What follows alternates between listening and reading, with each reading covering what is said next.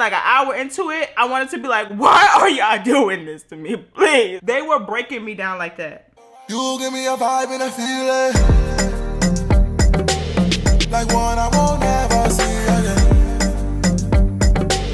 This music, like I said, she won't heal it. Like one I won't ever see again. We blow the smoke. Hello, my queens and kings. It's your girl Maroon Nickei back again, time and time again with another video. Yeah. Okay, so how y'all doing? Y'all see the title. We know why we're here, okay? I hope you got everything in order. I hope you got your drink. I hope you smoked. I hope you ate, because I know I just smoked and ate and I'm feeling great, okay? I'm feeling good. I made some salmon and brown rice and steamed vegetables. Ooh, I done outdid myself. But anyway, if you're new to my channel and you're just being introduced to all of this, welcome. Go ahead and push the like button, push the subscribe button, and push the post notification bell so you can receive a notification of my post when I post, baby, because I know the Lord Rolls know. Everybody already knows but you that you'll love it here. And if you don't know, now you know. But now moving on, let's get straight into it, because you know what I don't like to do, and that's what? Waste time. All right, y'all, so this one was just a lot for me. I don't know what to say, but this one was just a lot for me. This was honestly one of the worst jobs I've ever worked. And you know I gotta give you the background and give you the rundown so you can understand why I felt the way I felt in a moment, because it was just a lot going on. But let's take it all the way back, shall we? I don't know if y'all could tell, but I'm definitely giving aspiring rich auntie vibes.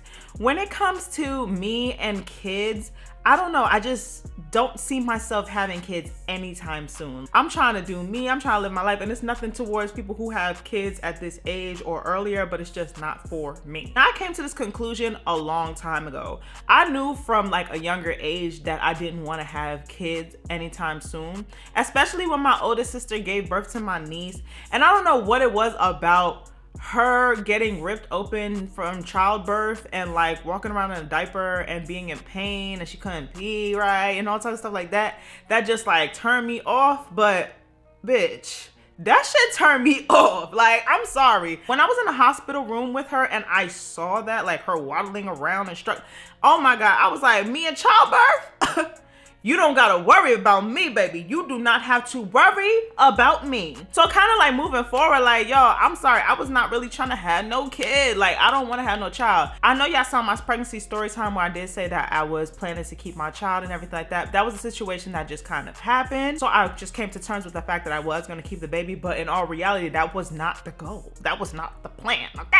And when it came to me and the beauty of motherhood, I was really avoiding that shit. I was ducking all of her swings, okay? Because she was throwing the motherfucker. She was really boop, boop, boop, like, and I was like, oh, you know what I'm saying? Because not right now. You almost got me, but not right now, okay? Chill on me, chill on me. And I say that to say this. I love my nieces and nephews to death, y'all. I mean, that's the whole point of being a rich auntie. You have to have nieces and nephews to be a rich auntie. But like, I just knew that I could only do so much compared to the actual mother of my nieces and nephews. You know what I'm saying? So when it came to raising kids, I had a bit of knowledge, but I don't want to sit there and say that I have that shit all figured out, because there's just some things that I don't understand. Bear with me, all of this will make sense, but I'm just giving y'all the real in-depth backstory because it's all gonna come together, watch. So now that we got all that backstory out the way, let's fast forward to around the time when I first moved to Virginia. Around that time, I was struggling when it came to employment and all types of different things like that.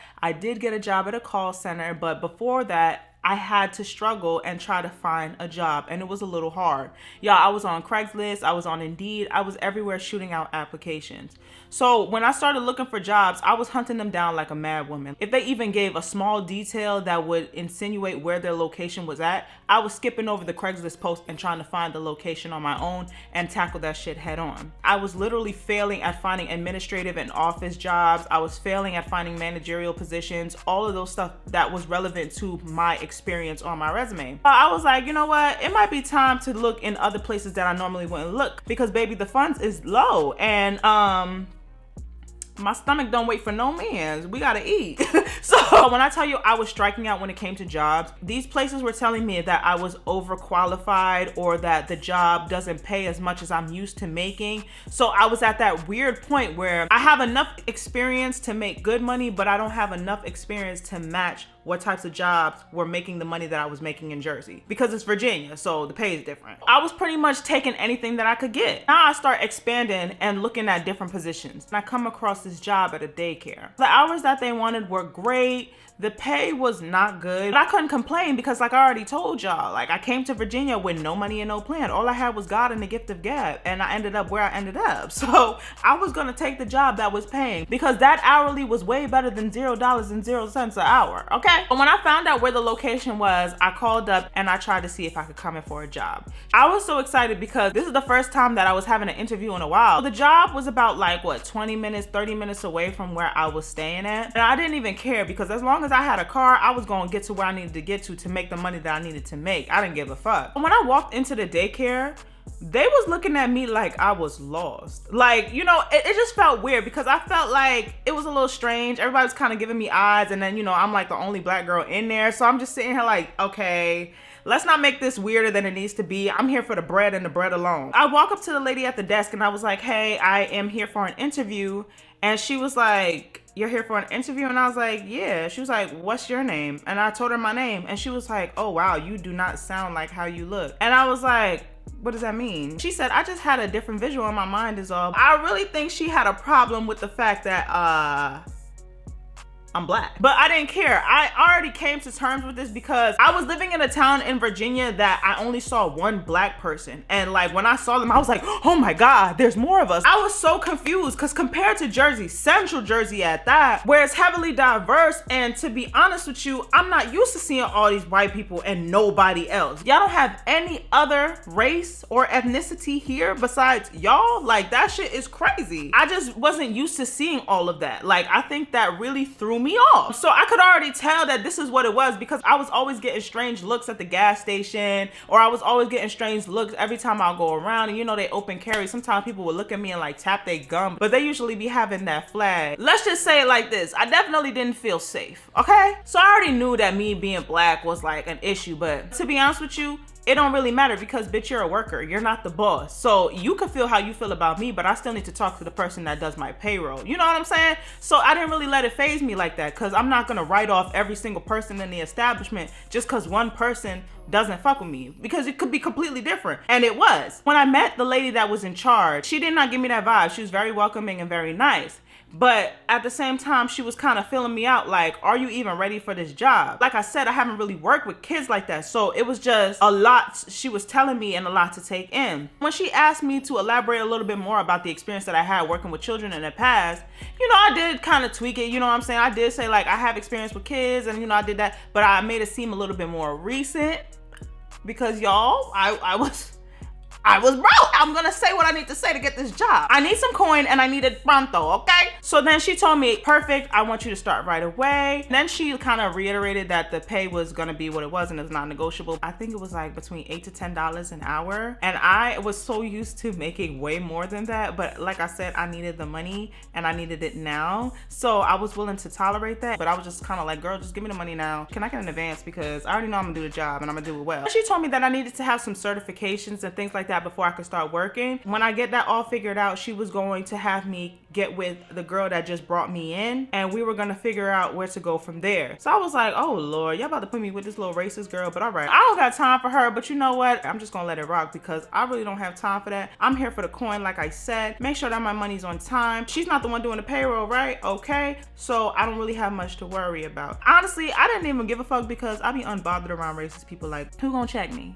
Oh, you're not gonna do nothing. You're just gonna sit there and simmer and marinate in your anger. And I love making people mad anyway. You a hater is what it sounds like. So I'm gonna just do what I do when it comes to haters, and I shake them off and I piss them off. So that's what we're gonna do, and we're not gonna change the plan or stray from it. I wrapped up my interview and went home and I got my certifications done that night, y'all. I was not here to play. So by then I called the next morning and she was like, all right, following day, come in and then we'll get you connected with Miss Thing in the front. We're gonna give her a name. We're gonna call her Karen. We're gonna get back with Karen and then she's going to get me set up for training and then we're gonna go from there. All right, bet. The next day I get all dressed up and and I come out first thing early in the morning. When I got to the daycare the following day, I'm linked up with Karen and she was showing me around the daycare. She definitely didn't have nothing to say. She wasn't talking slick and talking out of her mouth or nothing like that. I guess it was too early to start the racist shit because it was like 6 in the fucking morning. I don't know, maybe she's racist after a cup of coffee, I don't know. But anyway, she brings me into the class with her and she's like, okay, this is the classroom we're gonna be dealing with here. We're just gonna wait for the kids to come in and blah, blah, blah. I'm sitting there and I was like, all right, well, how many kids are in the classroom? And I think it was probably like, I want to say like maybe 10 or 15 kids. And she was like, these kids will be between the ages of 2 and 3. So I'm just not thinking nothing of it. I'm like, all right, a bunch of 2-year-olds, I ain't nothing to deal with. Nothing really registered to me besides the amount of kids that was going to be in the classroom. Like, I didn't care about how old they were or nothing like that. Like, what the fuck do I know about that? I don't care about that. I was just worried about the fact if I'm even able to deal with that many kids. In the beginning, the kids were not too bad. They were pretty well behaved and everything like that. They weren't too rambunctious. And I was like, oh, you know, this is a good group of kids. She was like, all right, do you think you'll be able to handle it?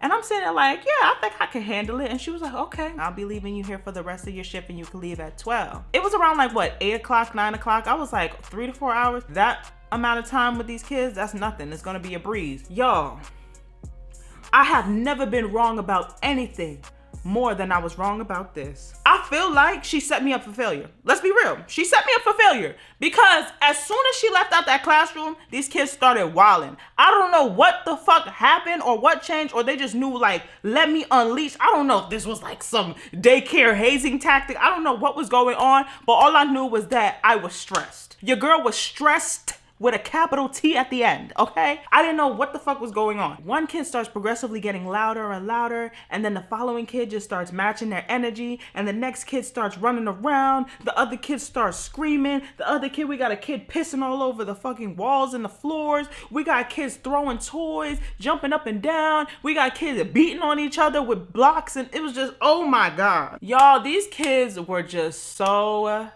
bad. Pissing on the wall and looking back and laughing. I'm like, yo, you a badass little boy. And you know what you're doing. And you know what you're doing. Y'all, I'm not gonna lie, I was fighting the urge just to, I said, ooh, some of them kids. Alexa, play No Guidance. Okay, there was no guidance. No guidance. There was not a parental figure in there because some of the things that they were doing, some of the things that they were saying, I was like, you know what? I can't do it. I can't do it. I can't do it. I can't do it. Like, I can't do it. I can't do it. I can't do it. Like, I'm going to lose my shit. I realize now I cannot babysit other people's kids. I can only babysit my family's kids because they already have that understanding that there are certain things that you can and cannot do when you are in and outside of this house. So I'm just like, and before y'all sit there and be like, oh, y'all be beating them and abusing. No, we don't abuse no kids in my household. They just have a very good understanding that there's a certain way that you are supposed to conduct yourself. All right? And that is not you over here beating Susie Lou head in with a fucking block. Susie Lou sitting over in the corner just crying, snot nose just run down. She's not moving. She's not avoiding it. She's just taking blocks to the head like this while her snot is drying up on her face and she's just allowing it to happen. And I'm just sitting here like, Susie Lou, get up. Like, yo, I was just so, I want to sit there and say like an hour into it, I wanted to be like, why are y'all doing this to me? Please. Like, they were breaking me down like that. It was so bad. It was so bad. Yo, at this time, I did not even know there was a such thing as terrible twos. And for her to leave me in there by myself on my first day with them kids, you a spiteful bitch. You know what? You got it. I don't like you. And I would never like you. When all of that shit went down, I said to myself, nah, I can't do this.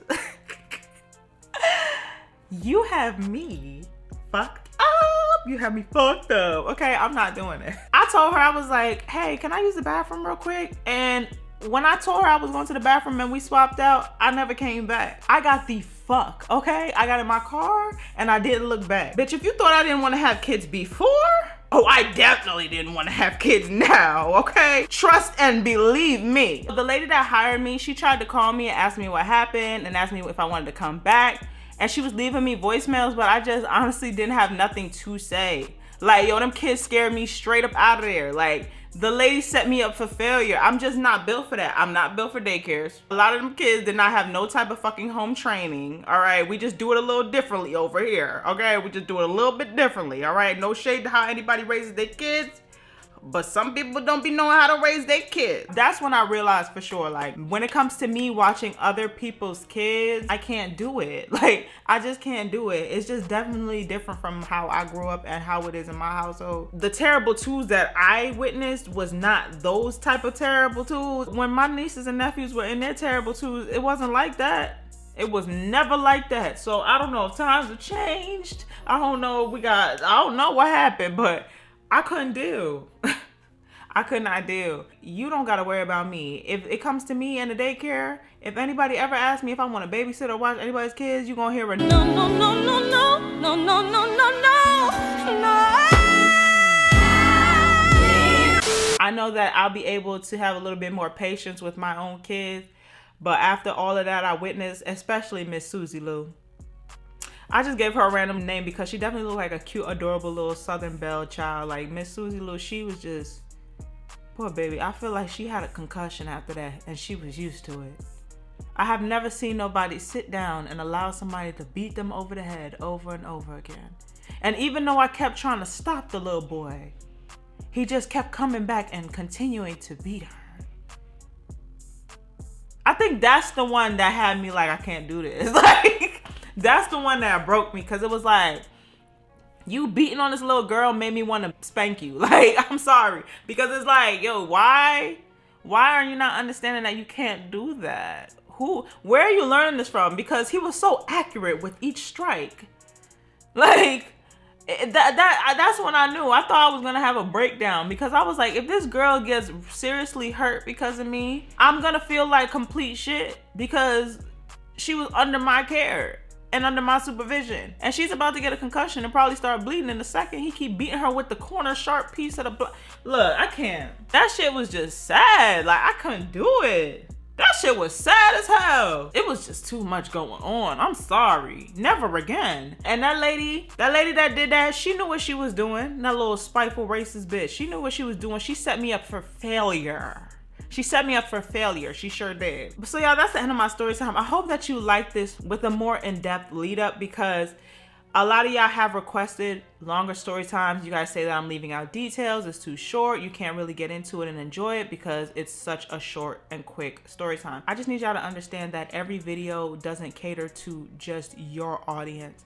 I do consider those who need quicker and shorter videos so I can keep their attention. I do cater to also those who would like a nice, well put together story as well. So some will be shorter and some will be longer, but I want to make sure that I have a little bit of something for everyone. So y'all gotta stop being so and just chill the fuck out and enjoy the story. I do a damn good job of storytelling. You better appreciate me.